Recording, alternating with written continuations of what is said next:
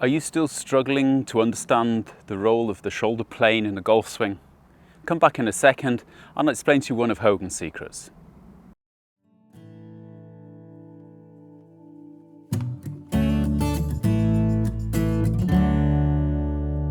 So if, like a lot of people, you're struggling with shoulder plane and even understanding shoulder plane, don't worry about it. We all have had our problems with this. You can take a very good tip here, however, from a guy called Ben Hogan, who helped or learned to understand his golf swing without the help of video cameras and Trapman and all the technology that we have nowadays. He did it through trial and error, and he wrote a great book, actually the first book I was ever given. One of my old caddies gave me this book called The Modern Fundamentals of Golf, so you can imagine what my caddy was thinking when he gave me that one. But in this book there was a chapter which explained how the shoulders work in the golf swing. And part of his description was a plane of glass which sat on his shoulders and the shoulders rotated underneath the plane of glass. Now, it's a few years since I read that book, but if I remember rightly, Hogan described that as a plane of glass which is sitting from the target line up across his shoulders, and he wanted the feeling of his shoulders rotating under this glass. There was a hole cut out in the glass so that it could sit on his shoulders.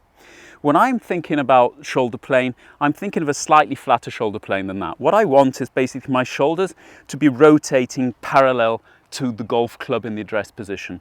So if you can imagine the end or butt end of the golf club will come here somewhere into my stomach line, my shoulders are sitting about half a meter higher than that, and therefore they will be rotating on a parallel plane half a meter above the actual ball to target line. So when I actually rotate here my shoulders, I want my shoulders really to be kind of pointing down towards the second ball, and the club will be moving up and then back down and parallel to the first ball, if you can imagine what I'm at.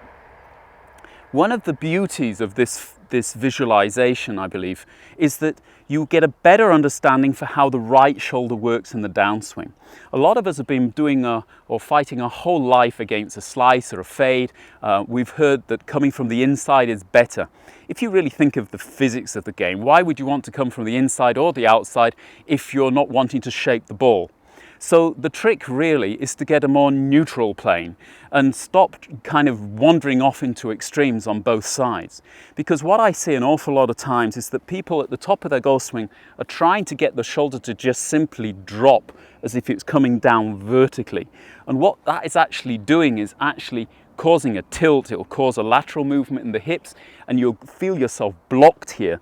You'll then come too much from the inside, and it's a question of how do you get the golf club back square on the golf ball without rotating the club face and causing a massive hook. So the feeling that you want to have, again, if we take the address position here, is that as I rotate here down, my right shoulder is not only coming down, but it's coming around. It's trying to make its way back to the center of my swing and not simply dropping down sideways. And the feeling I have is that basically if there's a sheet of glass here, my shoulder is rotating down and around it. I'll try and put some graphics in that demonstrate that a little bit better than the golf club here.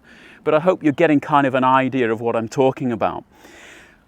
You're going to probably have the feeling when you do this that you're going to come on the outside. But there's a good little swing exercise you can do, simply gripping the club shorter with the right hand and saying, well, how would I get back to the golf ball if I was like this? And you see, you would have to allow the right shoulder to come down and forward to get anywhere near it, because simply otherwise the distance isn't there. If you were to go down with the right shoulder in this direction, then you are not getting back to the ball, and if you do, you're coming dramatically from the inside, so you're not going to have great control over the flight of the golf ball when you get there.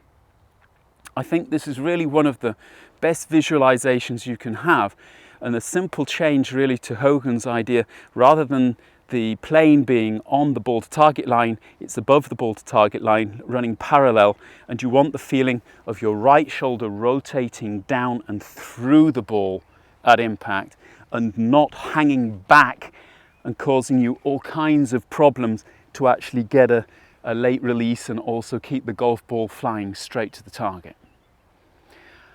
I hope this has cleared up a little bit about kind of shoulder plane. If you've got any questions, please leave them down below in the comments. As ever, if you enjoyed the video, hit the like button, and if you haven't subscribed to the channel, please do subscribe. If anybody's interested in my philosophy on golf, then I'll leave it up here to download. I hope you enjoy it, and I hope to see you all very shortly. Thanks a lot for watching, and bye for now.